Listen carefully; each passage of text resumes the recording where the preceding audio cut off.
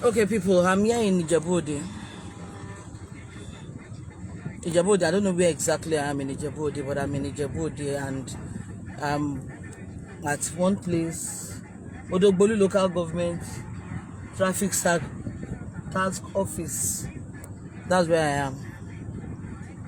So they said I passed through a place that is that there's a signpost, no U-turn, though I didn't see it. So the guy stopped me and said that, do I live in Ijebu-Ode? I said no, that I'm coming from Lagos. He said, oh, okay, because I am a guest, that I should follow him to the office so that he can correct me, and then I would go. And I listened to him. That was deception anyways. And I listened to him. I followed him to their office, and the moment I got there, they seized my car key. And I said, I can't even sit in my car. As I speak with you, look at them. As I speak with you, they are holding on to my car, that I cannot, my car keys with them, and their office is hot, so I have to sit in my car with the AC. They said I cannot sit in my car, and they seized my car key, that I should pay a fine of 15,000 naira.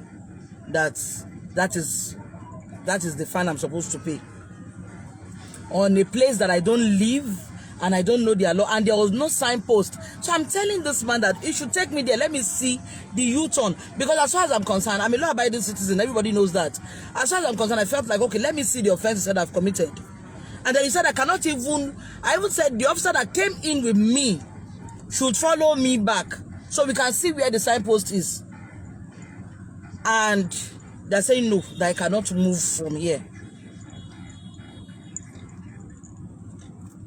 Yeah, Ijebu-Ode, Odogbolu Local Government Traffic Task Office. Yeah, I'm waiting. For, I've called Uncle Jide.